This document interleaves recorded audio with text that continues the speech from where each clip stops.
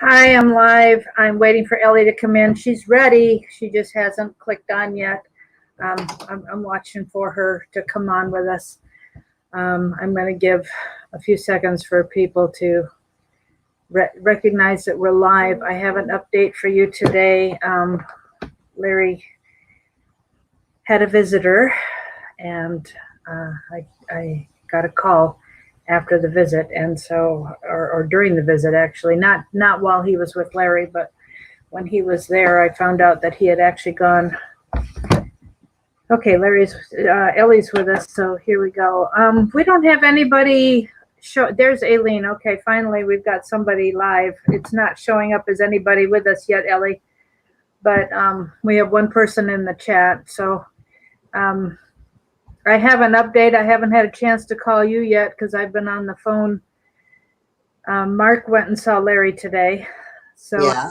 I do have an update. You and I will have to have another conversation besides what I say now, but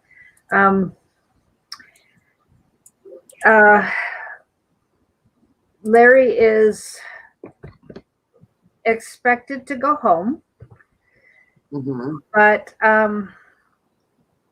sorry, I got paint on my glasses. I can't see. He is expected to, they're expecting good things. So, but he had a setback today, and I don't know what the injury. He did not fall. He told Mark that he had not fallen. Something could be quite serious, I think, but I don't really know. So, it's very frustrating to all of us not to know what's going on. But don't forget, HIPAA laws give somebody the right to privacy. And the one thing I can tell you is that he has an injury that could delay his coming back for quite a while. And so I need you guys to think over the weekend what you want us to do. Do you want us to keep things going for, it could be weeks? Do you want to switch to a conference call so we can talk to one another, encourage one another? Do you want Ellie to take over? Do you want us to continue doing this together? I need some feedback from folks on what you want from me, what you want from us.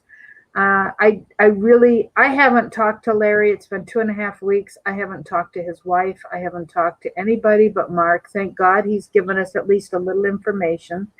I do know that Larry is not experiencing good pain control right now, and that is really hard on anybody who has experienced the kind of injuries and severe pain that Larry has had to live with. It discusses it. Thanks, Karen. She says that Larry would want us to continue for him. Aileen says together. If any of you suffer pain, with the military service that Larry did for 30 years, and then, he apparently had I found out today, a very bad injury, 30 some years ago. And I don't know the details. I just heard that he'd had a really bad injury then. So whether there's repercussions or, I just really don't know. You might want to go back over everything now that everybody's asking what happened. Yeah, I will. So Larry's in great pain today. He does not have good pain management at the moment. And Julie, I do not know if he's aware of anything. With the level of pain that he's experiencing, I don't know that he even cares or has the ability to think about anything but trying to endure. He did say Mark was there for an hour and Larry was out of the room. And when Larry came in, he said at most 5 minutes. And he just wanted to be left alone because his pain level was so excruciating. And so, we haven't heard anything from family, but I'm thankful that Larry has, or that Mark, and he has a couple really close friends that he's been close to since junior high, anyhow, if not sooner. Anyway, I appreciate that Mark has at least given me a little bit of communication about what he has known or what he's finding out. So Larry has had a setback. There is potential for it being a major setback. I don't know where he is. I have, I'm not in Conway. I have no idea where he is. I know he's under medical care. And I know that under HIPAA laws, he has a right to privacy. He has told me before about excruciating pain level before, from the past. Now, whether it's shrapnel in his body or, residual from other kinds of injuries, I don't know. I don't know what the deal is, because I have respected Larry's right to privacy, and I have not pried. And I don't think it's my place to pry. That is not, I'm not family. And if they want to exclude me, it's their business to tell me what they want me to know, and that's all. ACLJ, American Center for Law and Justice, with Jay Sekulow. It would be nice to talk to them, but I know they're fundraising, so I'm sure it's not Jay Sekulow wanting to talk to me, right? Darn it. Yeah. Mary Ellen, I just want to tell your viewers, I'm here as long as they want me to come. I'm not here to take over for Larry. I have the utmost respect for him. I love him with all my heart. And when he's ready to come back, I'll go back to watching the show. I've made arrangements to be here however long he needs me, and however long you guys want to put up with me. And I'll be here for you guys. And like I said, I've almost lived and breathed, and I don't know if I've ever smelt Larry Nichols, but I've lived and breathed him enough. In fact, the show I'm doing tonight even kind of includes Larry Nichols. It's the early Mina stuff, and I smiled when I seen his name come up, and I said, "Yep, I'm gonna hug him around the neck. I'm gonna be able to hug him around the neck." So as long as you guys want me to keep coming and doing the shows for him, I will. And when he comes back, I gladly pass the torch back over to him. And, I'll keep saying, you guys buy his books, buy the bumper stickers, get the shirts. He still needs your love and support and your prayers. And hopefully we will see him very, very soon. And whenever he gets better and he can decide what he wants to do with me, if he's going to kick me down the road or if he's going to hold on to me. And actually, my thought, folks, is I'd like to come do a show once a week with Mary Ellen to give him a break. He just does way too much. And I told him from the very start, I'm here to help you. I'm not here for any fame, fortune. I don't want no money. I'm not asking for nothing but just to be his friend and Mary Ellen's friend, and here to help both of them.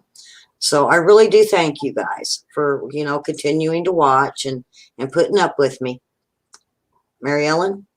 Yeah, don't forget, Mina was actually, when Larry found out about what was happening in Mina, that was the end of his relationship with Bill Clinton, because somehow he didn't know about it.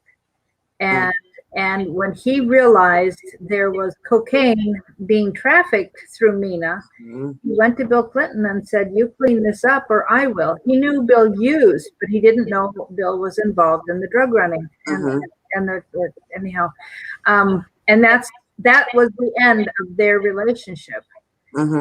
And before Larry even got home that day, and this is explained very quickly in 28 years nowhere. There is so much about Larry's life I know because of this. And it wasn't like Larry and I spent a lot of time talking about what he said. There were times when I couldn't understand what he was saying when he had dictated it into a cassette tape that I was listening to and then transcribing it.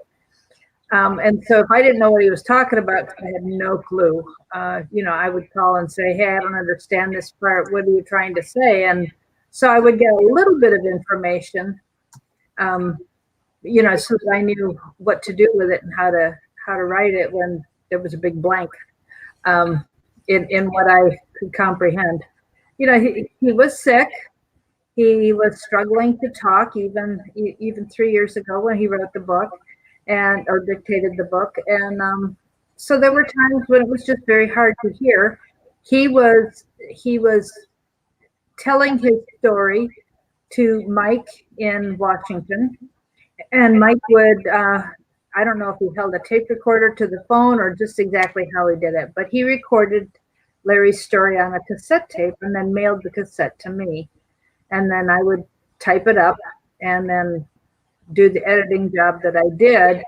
With Larry's one concern was that I didn't make it sound like I was telling the story. It had to sound like him.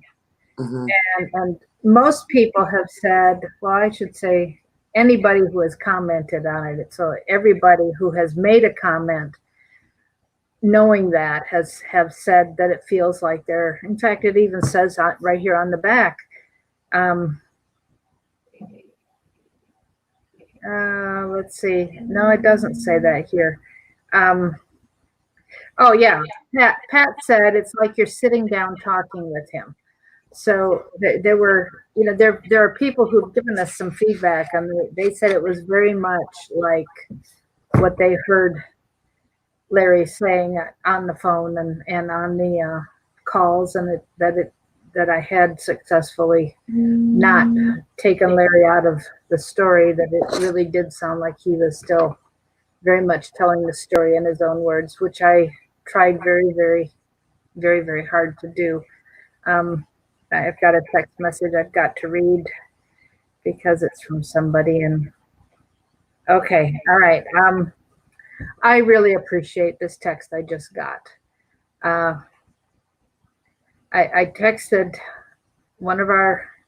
somebody on our team who's not here very often because he's working, but he is in Arkansas. I told him Larry's in excruciating pain today and just wants to be left alone and quiet. He didn't fall. I grieve over his suffering and fear a lengthy setback. And then I asked the question, where is that healing we were so sure God wanted to give him? So the response is, stop the doubting. 3 exclamation points. We are doing our part. We have asked. We have doing our part. We have asked. Now we only need to believe. So sorry. You know how your thumbs are with texting. There was a typo. I text with my thumbs. I get all kinds of wild messages. Oh, and then when autocorrect decides to that they know better what you're trying to say, then yes, yeah. And as soon as you do one autocorrect that goes through, then they always think it has to be changed back to that. Yep. My sister, she told me to use her phone, and I had my hands full, so I was using a lot of thumbs, and I wasn't paying attention. But boy, the message I sent her daughter-in-law, she was definitely wondering what my sister had been drinking or something. I said all kinds of strange stuff to her, and I didn't. I sent it, and then I read it. So to my surprise, I think I called her a poopy head or something like that. And how did that type out? Yeah, oh boy. And I make typos all the time. I mean, bad typos. And so it's my friends know about it, but not my niece. So Well, I'm going to say one more thing about Larry. In 2016, when we were doing the conference call, and he was taking a turn for the worse. Now he was resuscitated in June 2016, in September 2016, and I believe one time in between that. So his word to the doctors were he had a job to do, and they needed to do whatever was necessary to keep him in the game. And I know he's had a doctor that he has worked with that, while he can't say what he does, he has had one doctor that has been supportive to keep him in the fight. And in fact, there have been people who have stepped up to help pay for some of his treatments when we just couldn't find enough money. So, we just have to keep believing. The Lord just keeps telling me, stop begging for his healing. God has heard, and we need to thank God for what God is doing. Now, that doesn't mean I don't go back to every once in a while, sorry, as I adjust. Doesn't mean I don't go back to reminding the Lord that that we thought he was going to heal. There was one time on the conference call in maybe October 2016, maybe end of September 2016, where we were praying, and there were 5 of us that very, very strongly, and that text message I just got back was I had texted him because he was one of the 5 that felt very, very strongly that God had heard our prayer and was going to extend his life. But I never anticipated God extending his life with this level of excruciating pain. And, there's a reason for what Larry is going through right now, even if we don't know it, don't understand it. But God is bigger than our understanding. Isn't that a good thing? That's a good thing. I'm glad. I don't want to be able to understand. Yeah, my voice is echoing badly with your computer, Ellie. Anyhow, we just have to stand on what we were convinced that God had reassured us, that he is not done and he still has work to do. And he's, thank God the acquittal came. We just have to be ready to fight again. Now, I got another phone call, half an hour ago now, I guess. Sorry, I was looking at the clock across the room. I got a call saying that Lieutenant Vindman was being let go from his work in the White House. And so the person that called asked me for the White House phone number. And she called and she said, I'm so thankful to hear that Vindman is no longer going to work at the White House. His twin brother needs to be fired as well, because we believe he's the one that leaked John Bolton's book ideas. And the other one that needs to go is Eric Ciaramella. And he seems to have been very possibly the leaker that Adam Schiff was protecting, because I've seen a photograph indicating that Eric Ciaramella is dating Adam Schiff's daughter.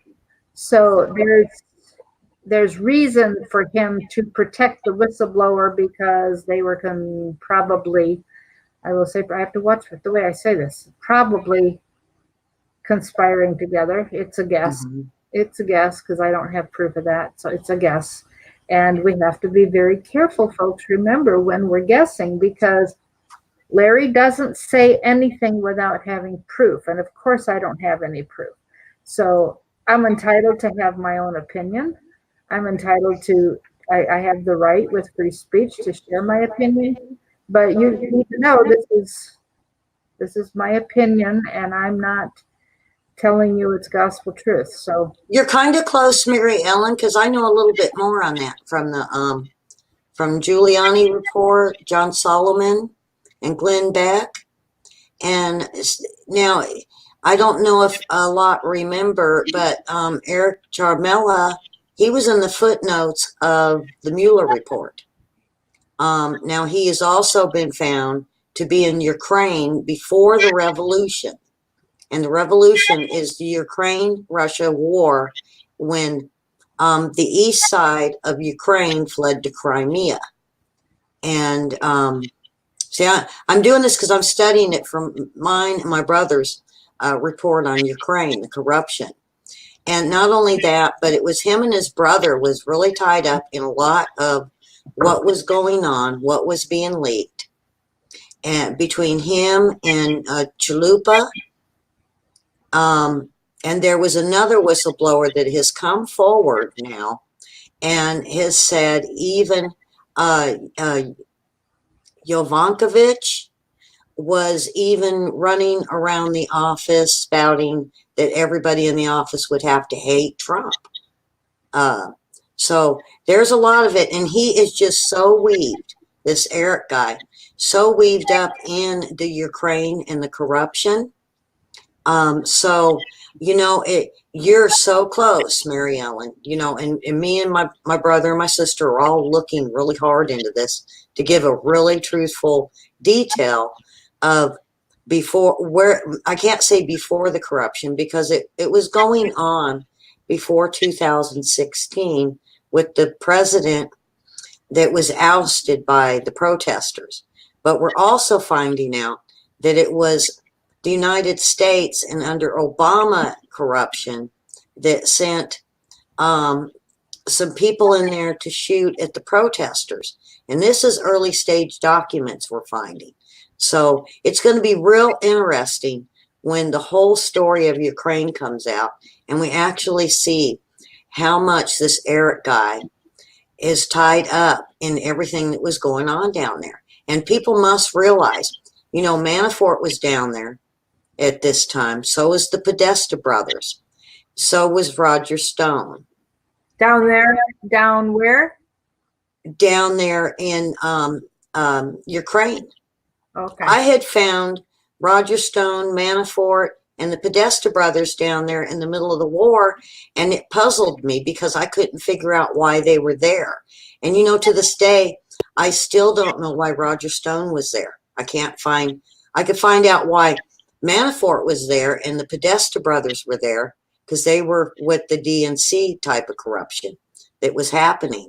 But Roger Stone, I cannot find nothing of why he was there.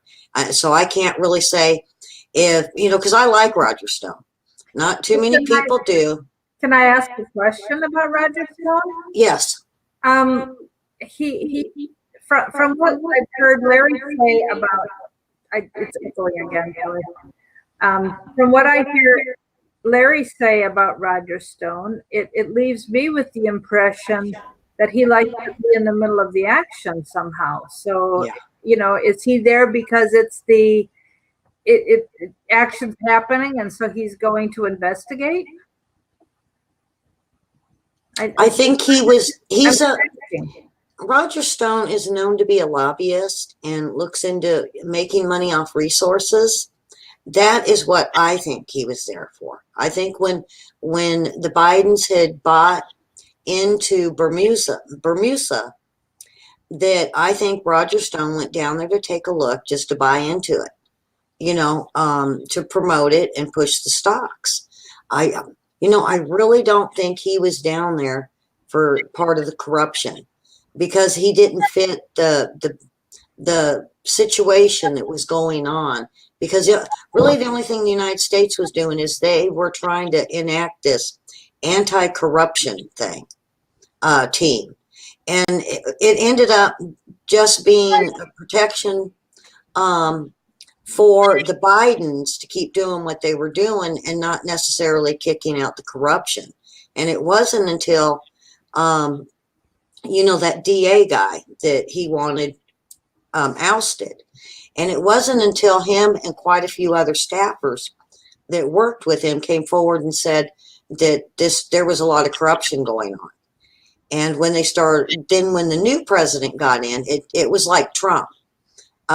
it just screwed up their whole corruption scheme that they were planning, and it all had to end because the plan was for another corrupted president to take office, not for Zelensky.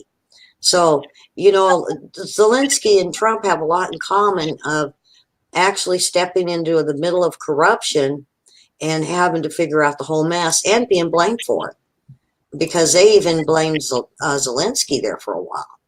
So, but I really don't think Roger Stone was there for the corruption part. I think it was for lobbyist reasons. And I think that's why they only got him for tax evasion, is because there was nothing there. There's just nothing there besides maybe him buying a bunch of into the energy programs there and not doing his taxes. I don't know. I really don't. I'm going to ask, did any of you call the White House to say thank you to President Trump for his State of the Union address? And will any of you make a call to the White House as soon as we're done with this call and thank them for getting rid of Vindman and ask them to get rid of the other Vindman brother and fire Eric Ciaramello? We've got to get the White House cleansed of all these traitors. And at least out of the White House, so he can do what he needs to do. You know, it's one thing to have all these traitors all over the government who are, this is such a deep blue area. And anyhow, I was on the prayer call at noon today, Eastern, and they were talking we actually had a couple folks from Ukraine who have started a national prayer call in Ukraine to pray against the corruption. And the Maria Abramovich got forced a lot of our embassy people to join in a gay pride parade. And they were very upset about that and said the church was praying against that parade that day. And so there was very much, anyhow, it just was encouraging to hear that there are people who are having a national prayer call for their country and the corruption, just like we have going here. And there's a plan to coordinate between the Intercessors for America was the prayer call I was on. And thank you, Linda, for sending your email to the president about the State of the Union. And thank you, Michael. You know, the president doesn't read everything, but they will select certain ones every day. And so somebody does read it. Somebody will read your email. Somebody will listen to your call and make a note of it if you call before 4:30 Eastern. Anyhow, that's a great thing that we should be doing. And there was Tucker Carlson mentioned, I think last night, a new law that Congress is trying to pass to allow criminals who are here illegally not to be deported. And then apparently on top of that, I saw something else. I didn't get to listen to the whole thing, but I saw something else where they are also wanting to allow the criminals that have been deported to come back home. I don't know what we should do about that. That's in the House. They have the majority, and so whether there's anything we can do, you know, even if every single Republican voted against it, it would still go through. I think we need to be paying attention to that law, and thank you, Pam, for doing that. I think we need to pay attention to that law with what's happening with criminal illegal aliens. And watch what the Senate does, and watch for when it gets to the Senate that we would, you know, make calls to senators. But this, I'm echoing again, Ellie. This was an indication to me when I saw this Tucker report from last night on Facebook this morning. That one of the people that was sharing it was saying this is why we can no longer sit on our laurels and assume that electing our of people to Congress is enough. We have to stay involved, holding their feet to the fire, watching what is happening. And we know that, we expect that President Trump will veto it. But, if it gets slipped into other legislation, you know how they slip things in. Trump is I saw some things on Facebook today where they were talking about his new budget and some things that will be included. And, when they get this big budget going, things get slipped in at the last minute. And so, and then it becomes law. And so we have to remain ever vigilant. We cannot expect anymore that our lawmakers are going to do the right thing. And I was listening to somebody else last night. It might have been Stan Deyo and Doug Hagman. I think that's where I heard it. And they were talking about Congress and keeping an eye on things because, and it might not have been them, I can't remember, but the fact of the matter is, like Alexander Tytler said, democracy only works until a simple majority realizes the power they have and can band together to pass law that puts money in their pockets and gives them largesse, is how he said it. And then it's over. And then it snowballs because they are now the majority, which we now have in Congress happening because it's happening on both sides of the aisle. And the only answer in the final end is to have a dictator who wrests control away from them for their evil works. But then you've got a dictator. And the fact that we have a republic, it is the only form of government that hasn't totally destroyed itself in the end. And our republic still works. Our Constitution still works if our congressmen would just do it. Thank you, Val. It is really encouraging to read in the chat things that people are doing to be involved. I appreciate that very much.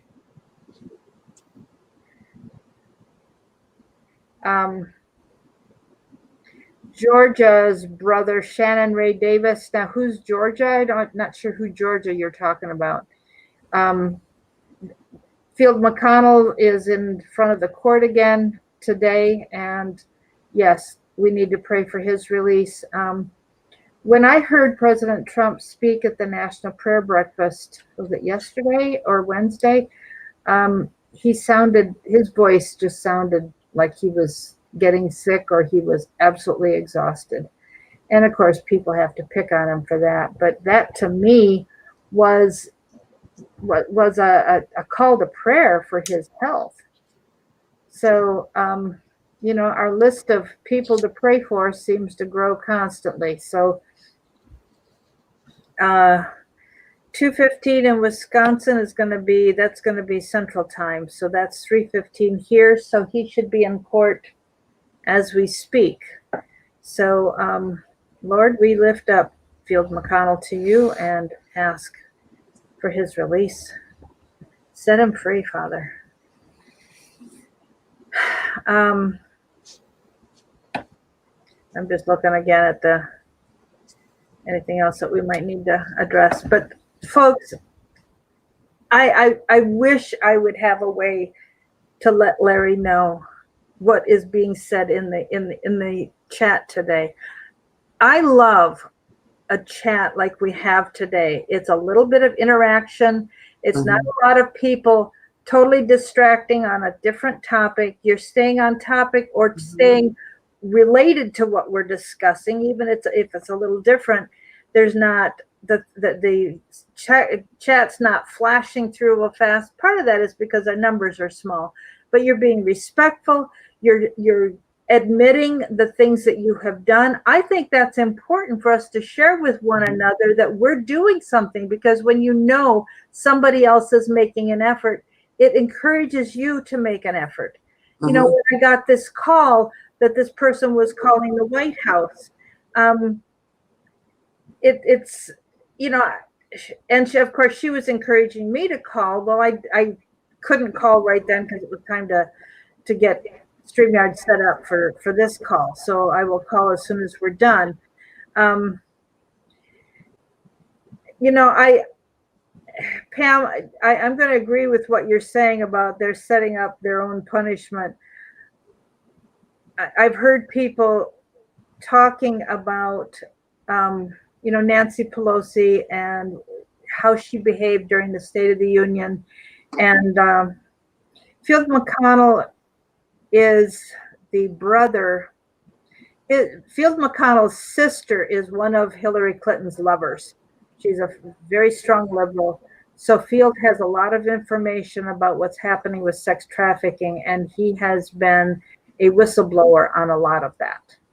And of course, that makes the powers that be very angry with him. And so he's in Wisconsin. Sherry, that's awesome. Thank you for what you're doing. Thank you for the way you're paying attention. I think, you know, especially anyone who's retired, we've got, you know, we excuse me, we have got to, the older folks have got to be very much involved in what is happening to save the country, because we have allowed our children to be brainwashed.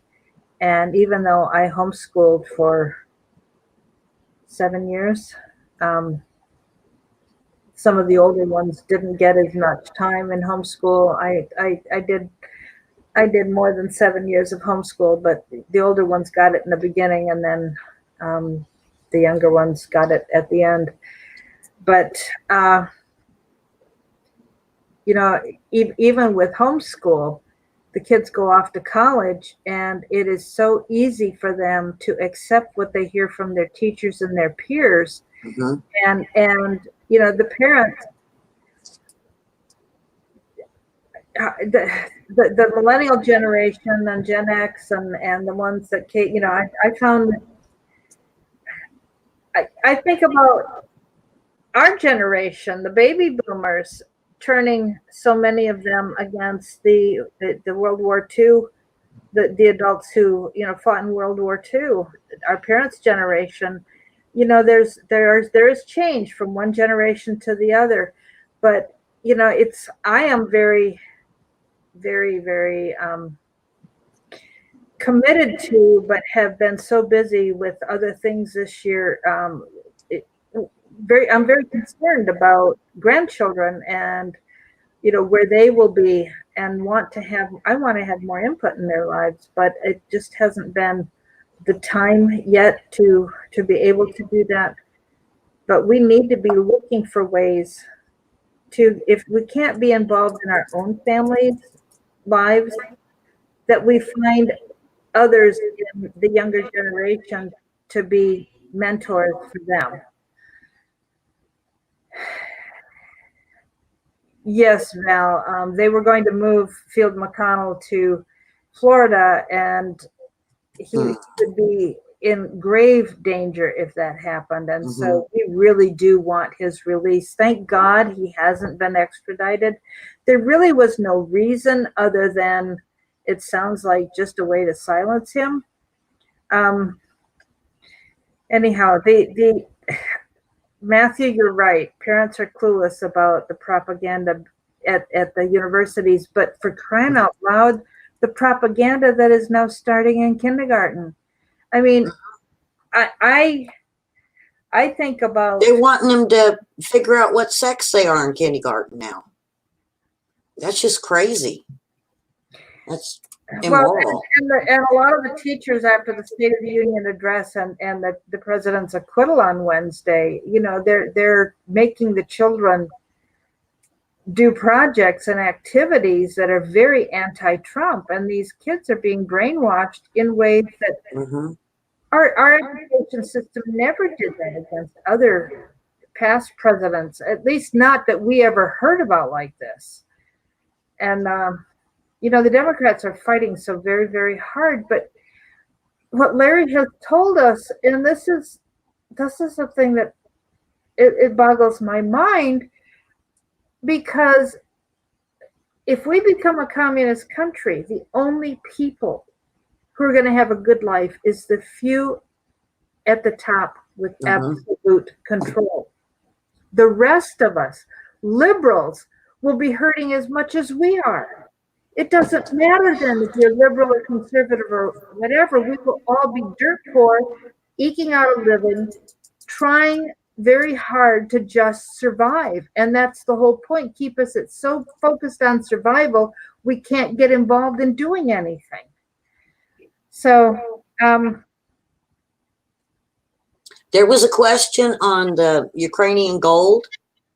It's way up. I mean, I caught it a while ago. right. What happened to the Ukrainian gold? It was the first president that was ousted by the protesters, and it's the same president. He cleared out all the bank accounts, but like a couple 100,000, of what I've been able to find out. And then what he did was he hired Joe Biden to go in and protect his asset of Burmesa.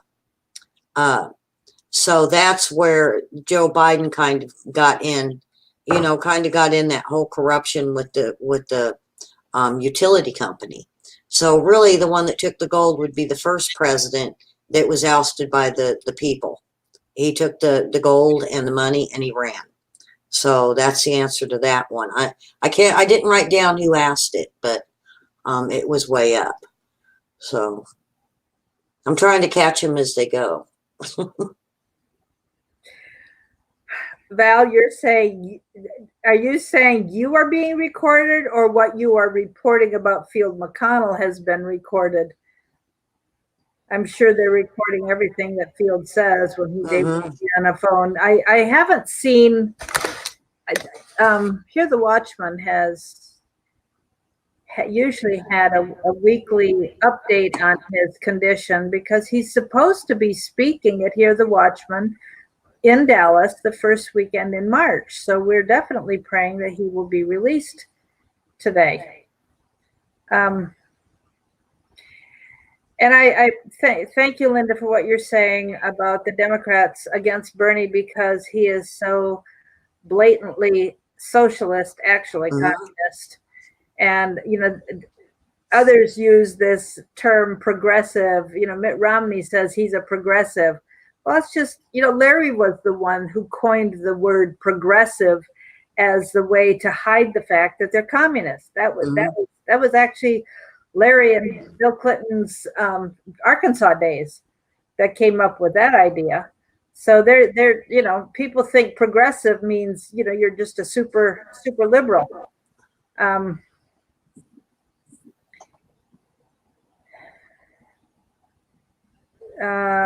Let's see. Sherry, thank you for your service to this country as a military wife.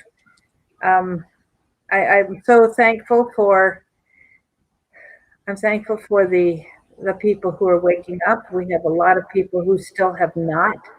And that's why Ellie and I are willing to keep this going for Larry, because this is important. And I want to say thank you to those who are here, hanging in here with us. Thank you. Larry will be back as soon as he can. He wants to be back. I'm sure this is really hard on him, because he draws a lot of energy from interacting with us. And I'm saying us to include all of us. The interaction he gets from little feedback he gets when I tell him what's going on in the chat, when people, when he was healthy, he spent his day on the phone talking to one after the other, and he wouldn't stay on the phone very long with anybody, and then he'd move on to the next person. There were times when, I gotta go, I can hardly breathe, and the next thing I get a call from somebody, I just got off the phone with Larry, and it's like, oh, I thought he had to go because he couldn't talk anymore. He gets energy and the will to go on from us. And so to hear of him suffering alone, now he's not alone because his wife's keeping an eye on him, bless her heart. But please be praying for his wife. I just cannot imagine how hard this has been for her. So,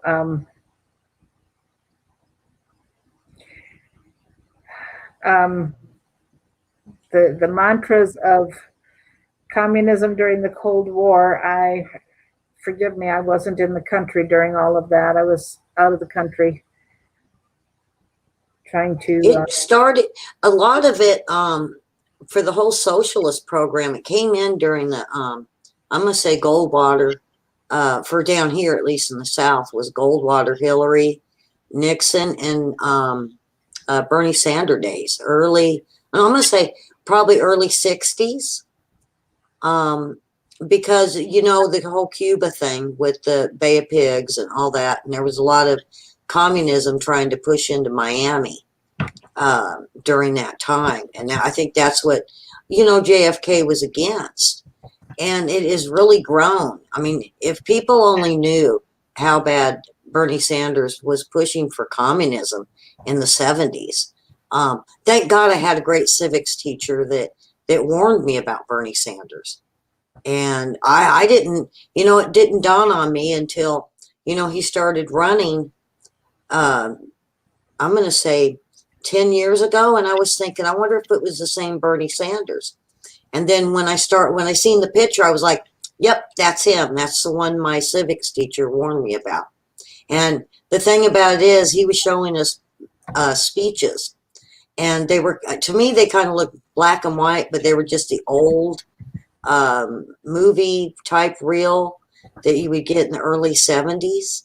And it was him saying that about climate change and how we were polluting the world and we only had 8 years to live. And they keep doing that. That's my big one with Bernie Sanders. If I hadn't seen that, and it was in my civics class, up on the projection screen, and and he, back then it was 8 years, and then I get into the end of the 70s, and here he comes back out again. It's all going to end in 10 years. So as I figure it, if we go by that, he's actually truly right, and what he said in 2015 with Al Gore backing him up, we actually, the world's basically going to be done for in a year from now.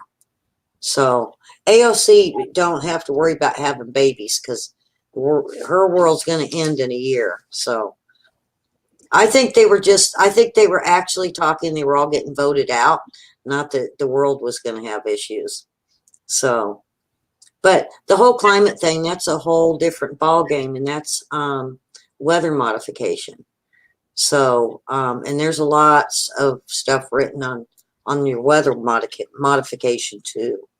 So, well, I mean, there's a lot happening in the heavenlies, with asteroids, that we're going through some kind of major asteroid belt, and the chances of everyone missing the Earth get slimmer and slimmer, and some of them are going to be very big. And when you read, what's going to happen in Revelation, it makes sense. And Dale was saying last Tuesday night that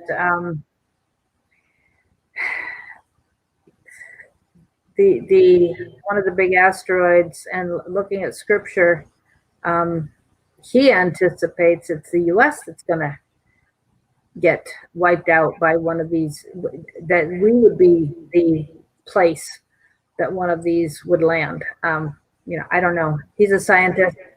I have no idea. So it's speculation at this point. But when it's coming from a scientist, it's speculation, even though he's admitting it is, it's something to consider. And his point is you have to be ready to meet God at any time because you don't know when your time's going to happen. Yeah, Val. Al Gore told us that we should be dead by now, but we're still here, all of us. Oh, yeah. Yeah. Yeah. Well, Michael, I think most of us are having a struggle with children who have bought what they were taught in high school and college, and of course now it's going younger and younger, and it's tough.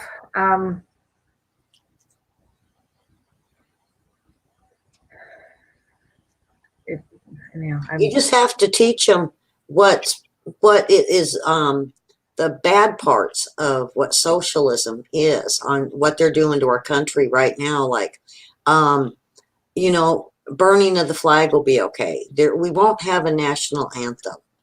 Our taxes will go to a point where they will give us food boxes, and for food, it'll be like Venezuela. Gas will be very limited, and it'll be really super high price.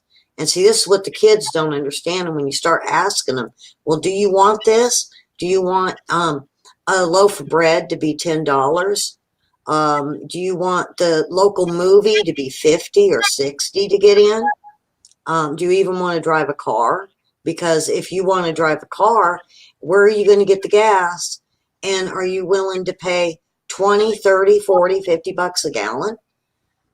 That's communism right there. And it's collapsing. And if what I've noticed looking into it, a lot of the smaller countries over in Europe are now saying that they want the Trump plan during this last summit he went to. And they're saying they want to adopt the Trump plan of capitalism and actually drop out socialism because it's hurting their countries. And I wish I could remember the country that said it. And Holland's even mentioned they aren't for socialism. They have to have capitalism or their country would fall under, and it would fail. It would look like Venezuela. So you got to tell these kids, what are you willing to do without? I mean, they're definitely not going to have iPhones and their computers and stuff because the electricity is going to be so expensive, and the property taxes. And well, and of course they all say, well, that's the way it was in that country, but we're going to do it differently. It'll work here. And it's very hard. That's their plan. Yeah. That's the lie. One thing that now I have insatiable love of learning, love of ideas. And so when I was a teenager and saw a video about the Holocaust, knew about Anne Frank's diary, that kind of stuff fascinated me. And because of my experience growing up, the things that I saw around me, when I heard about World War II, the first thing that went through my mind is history repeats itself. That could come to America. I have no idea why I had that thought, but my thought was that could come to America. I am going to be ever vigilant, watching for it. And like Larry said, one of the last times he was with us, he said that he didn't understand how the Germans allowed Hitler to do what he did and allowed the Holocaust to even happen. But they were duped until it was too late. And that's where we are right now. He said, and I agree, I've said it myself, we see history repeating itself. It's very frightening. There will be chaos. The problem is they are so close, Chris, to completing everything. They know that if they ever get control of the White House again, it will be a snap and it'll be over and there will be nothing we can do about it. And they don't care about the chaos on our fighting back. By then it won't matter. They will, as soon as they get control, it's done. And if we keep Trump in and he can continue to change the judicial system, then we have a chance. Because right now, the reason we're not seeing these evil people brought to justice is because who are you going to call? Who will prosecute? What court will allow it in? Because all the judge has to do is use Rule 11. This is a frivolous lawsuit, throw it out. And on top of that, I am putting a gag order and sealing all evidence in anything related to this. And then all these dominoes of people who've been involved that we expect to get taken out and dealt with, they're all going, all that stuff gets sealed. And anytime any mention of any of these other people happens, all that information is sealed, and we can't do anything. That's the judicial system we have.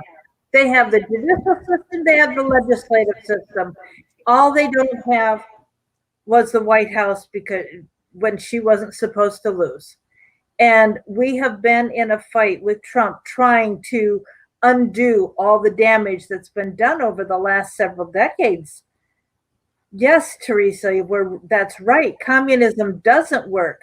But when these kids have been brainwashed to think it's the best system ever, I mean, when I was in my master's degree, you can't believe how they pushed, I couldn't believe how they pushed Marx, how they elevated Saul Alinsky's Rules for Radicals for making change. And I just wanted to scream, don't you realize who is going to suffer if this goes through? You're going to suffer. You're pushing it. Mm-hmm. You are. I don't know about you, but when I was a child, my mother would tell me to go get the wooden spoon or go get the ruler or go get the belt so I could take my punishment from her, but I had to go get the instrument of punishment for her. That's what we are doing. That's the crazy making we are in. We are demanding the very thing that will destroy us. Randy asked really on something a little while back. I don't know if she's still here or not.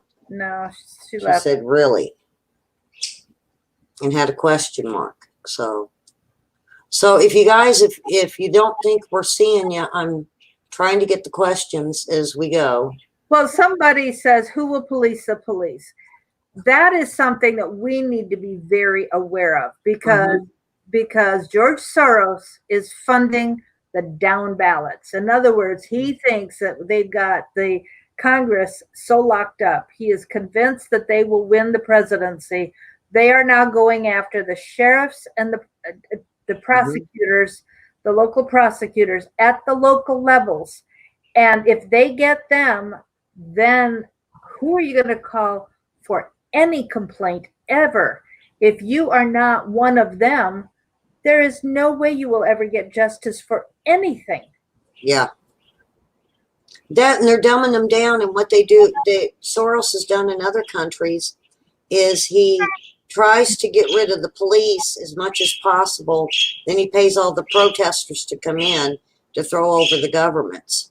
And that's something he's done over and over again, even like when they did like Egypt and Libya and let's see, I think they tried it with Yemen, and it was like a little circle of countries they were hitting in little cities. And that's his way. He pays the protesters to go in and disrupt the city officials until they can take over, and then they put someone in. And it's sad. And, you know, that man is just, I always say he's just evil to the core because of, you know, being part of Hitler's little regime. And back then, it's the only thing I could think of why this man is so hateful and wants to kill people. You know, that's his whole objective, is to kill as many people as he can. And that just sounds like Hitler. And, you know, he claims, I seen an interview with him, and he claimed he never really got close to Hitler, but like one of his one of the soldiers, one of the captains or generals, is what he was with. And the thing about it, I think there was a lot more to it, because when you study into it, you'll find out his parents were good friends with Hitler. Whose parents? Soros. And Well, didn't he, even though he was a Jew, didn't he fund a lot of what happened? he, according to what he says, he was there when they used to go into the Jews' house and take all their valuables and then haul them off to the camps. He said he never seen any of the camps, and I think it's hogwash. I think he did. I think curiosity got the best of him, and I think it was the thrill of the moment for him. And you know, when you raise kids up in that type of atmosphere, they tend to be like that. And I think that's his issues. And I think that's why he connects so much to like MS-13 and the gangs and all that, is because they were raised in families that some were, their parents were Bloods and Crips and gang members. And it makes them little thugs. And then when they get older, that's all they know. And I really think that's what happened to him, is he was so into the thrill and the liking of what they were doing. Because when you watch him talk about it, he licks his lips, and it makes the hair stand up on me, because he smiles when he talks about the death camps, and he licks his lips, or when he talks about death, he does that. Well, it's like the look of incredible satisfaction on Nancy Pelosi's face when she was tearing up the speech Tuesday night. Mm-hmm. Yes, Linda, Soros is American citizen. I think he was also. Doesn't he have dual citizenship? Soros, Ellie, doesn't Soros have dual citizenship? He was also Hungarian. Mm-hmm. Hungary, didn't they kick? I think they kicked him out of the country. Oh, yeah, he's a person out of there. Putin did too. Putin kicked him out of Russia. Yeah, don't want him there. Yeah, smart. I wish we would do that. Yeah, he is proof that we are in a spiritual battle, because you can see the demonic in his eyes. You can see the demonic in that gloating grin on his face when he is in the midst of something evil and talking about it. Yeah. And as Matthew says, it's all spiritual to him. He is serving his God to the best of his ability, but not realizing that the God he serves, with a God with a lowercase g, the God he serves is all about destruction. Yeah. There are a lot of people who are calling for depopulation, including Bill Gates. Why can't he be kicked out of America? Because he's an American citizen, and I don't know. And he uses our tax money. He's big part of U.S. aid, and he uses that, and he takes our tax money and uses it for his agenda. And that was one of the biggest things that really eats me up, is he does that.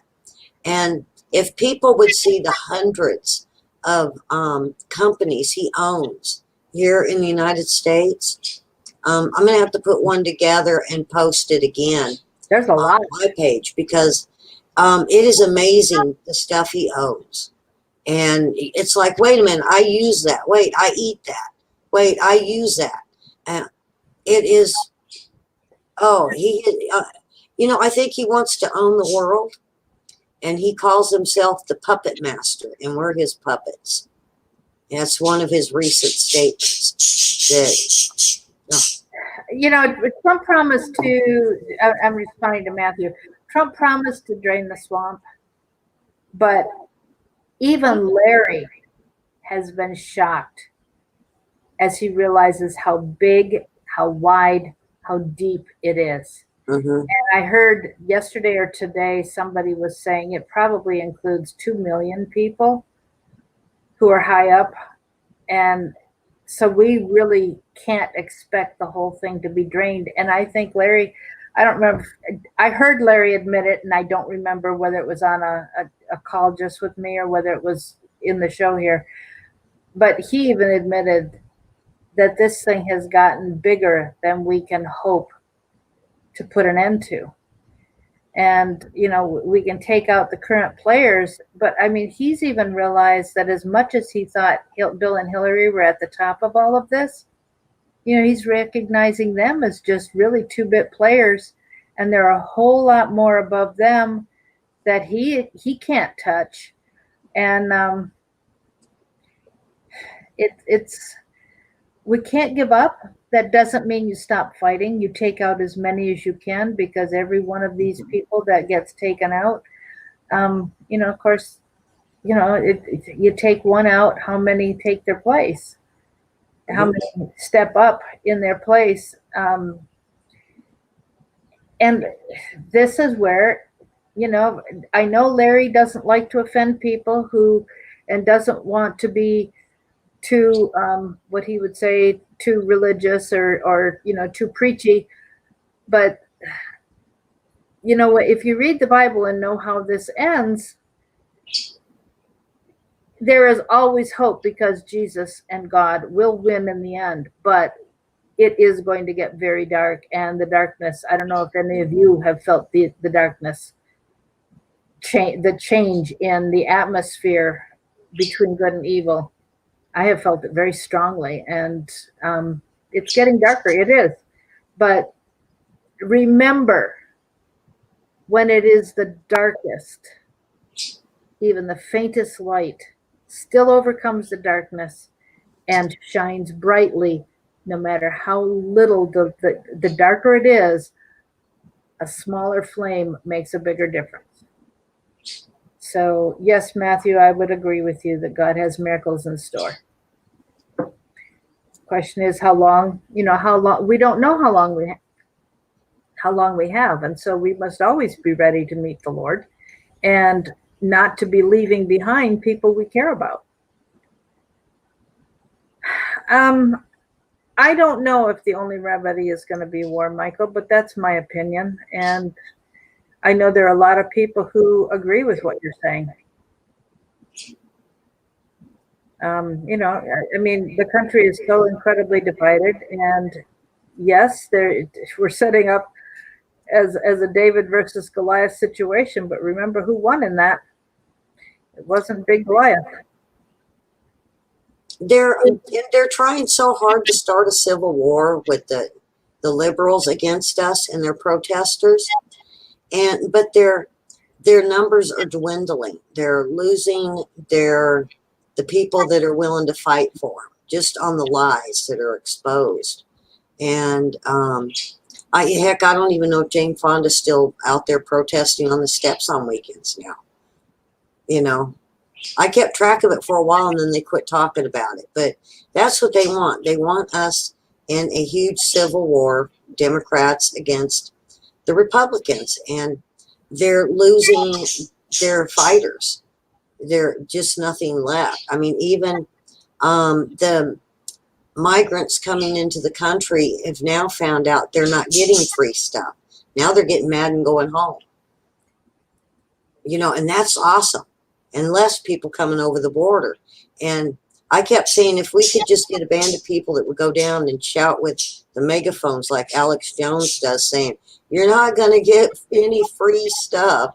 It's a lie. I've always wanted to do that. And maybe they'll listen, maybe they won't. But they are finding out they're not getting what they were promised. And I've even had people in San Diego find the flyers on them that said, you pay like $10,000 and they'll give you all your food, medical. And when you get up here, you get a car, a house, you get money every month, and food every month for free, and you're given a job. So when they get up here, they end up homeless on the street. Well, even Ilhan Omar has said that, what she was promised before she came here turned out not to be true. So, Hmm. but she feels entitled to it. Yeah, they do, and that's what they think. But Well, our numbers are. Thank you, folks, for being here. We will be back on Monday. mhm, Please, while we're praying for Field McConnell, please pray for Larry. Uh, definitely. I have been sitting here watching paint dry in front of me, and it is now dull, not shiny. So I think it's dry and ready for another coat. So I need to get back to painting. Um, one of these days, I'm going to have this job finished, and I can not look like a. Oh, if I stood up, you wouldn't believe what I look like. This is just preposterous. It's absurd. But hey, things are getting done. So And I got a show tonight. It's my Clinton Crimes tonight, and then I do World News tomorrow night on my Facebook channel, Investigators. If they, get bored and they want to watch something, and they can watch cute me, cute as mud, come watch me and do the Clinton Crimes. More than likely, Larry will be brought up tonight. So, and I, investigators news on Facebook. mhm. Yeah, I And can't find it under investigators, Ellie. I only find you under investigators news. it's Investigator News on YouTube, and I usually post it over. And then on Facebook, it's Investigators by itself. Now we have Investigator News, and it's like a rainbow looking circle. And that's our second channel. We're not really we're not putting nothing on it. But Investigators, you'll see the Fire Fist, and that's us. And I do my Patriot show every Friday night at 10 p.m. Eastern Time. And so, if you guys want to come watch, sometimes it's an hour, sometimes it's 2 hours. It just depends on how much info. And I love talking to the people in chat, and I answer questions as we go. And, so they know exactly exactly what had happened. So, All right. To wrap up, I'm just going to say LarryNichols.com, not Larry Nichols, forget that. I'm sorry, there's no first name involved in anything with technology with him except for this channel. It's NicholsLive.com is the website, no first name, just the last name. Look, NicholsLive.com. The merchandise page, the donate page, his PayPal is the best and quickest way to get anything to him, NicholsLive@AOL.com. yes. He's had a couple friends who have put themselves out and can't pay the rent, and that's a bit of a problem. So Larry owes them because we weren't able to provide the funds for them to go get his meds. So anyhow, appreciate everything you have done for Larry. Keep up the prayer. Have an awesome weekend. If I hear anything more, if I've got your cell phone number, I'll text you an update if I have your cell phone number. Mine's 240-499-6729. So if you've never gotten a text from me, then you need to make sure I know how to get in touch with you. But keep praying for Larry. He's facing something that sounded serious today. I don't know what. I have no details, and it's a little frustrating to assume that something's going wrong and we don't know. But he will be back. I know him enough. He will be back as soon as he can. So I enjoyed the chat, folks. Thank you. It was really fun. I enjoyed the program today more than I have since Larry hasn't been with us. So thanks, Ellie. Thanks, everybody. And we'll talk again on Monday. And I don't know how long we're going to have to keep this up without Larry, but we'll keep it up as long as you'll have us. So thanks, guys. God bless. And we'll talk again Monday. Bye.